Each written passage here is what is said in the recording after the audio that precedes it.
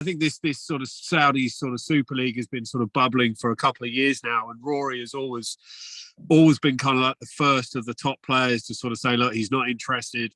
It's just it's a money grab for the top players, which, you know, some of the figures that they're banding around are crazy. And Rory's never wanted any part of that, and I truly believe that this league almost doesn't work without Rory. I think he is the main attraction, and now you've just had DJ, who was pretty much, everyone thought that he was going to be signed up, has said no, and from what we were hearing, Bryson was going to be like the face of the Saudi league, and now he's just sort of said no, he's committing to the PGA Tour. So, and I was just reading at lunch today that Rory's come out and sort of said that he thinks it's dead in the water, which right now it looks that way. And I'm pleased that the top players have gone, you know, down the road that they have and supporting their tour. Yeah, absolutely. So obviously you were saying about the top players, which are the ones which would be invited to it. If it did happen, what would happen to those which weren't invited or like part of the whole Super League? Well, I think, you know, I think, you know, the money that they're offering, you know, to the younger lads, you know, they're going to earn an absolute fortune in their career anyway, because it's not like they're playing for peanuts on the PGA Tour. They're playing for minimum probably $8 million every single week.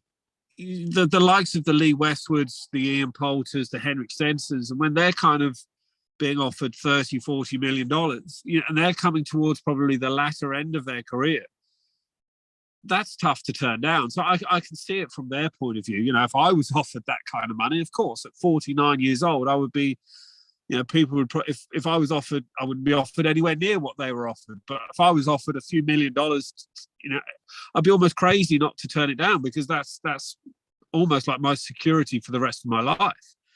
At the Betfred British Masters, that you obviously came out to win, and then you went and had the knee operation in November, and then went and got COVID. But then this year you came back from all of that, and then you still managed to come second in the Dubai tour.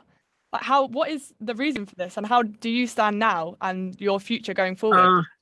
You know, with the preparation that I had going into those first two events, with I knew I had to have the knee operation. That was fine, but then I picked up a rib injury at the start of the new year as well, which I kind of wasn't expecting to come out the blocks that quickly. Obviously, you're hoping for it, but you know, my expectations were probably a little bit lower. So I was really chuffed to bits with it, and obviously it's really helped my world ranking position.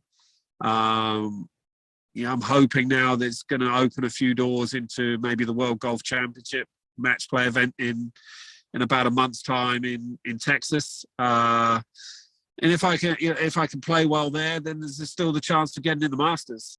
You know, I'm certainly not going to be taking my eye off the ball in any stretch. You know, I'm going to be working even harder and trying even harder to, you know, make these things happen. Yeah, absolutely. Well, thank you so much for talking to us today. You've been lovely. No worries. Thank you. Thanks for having me on.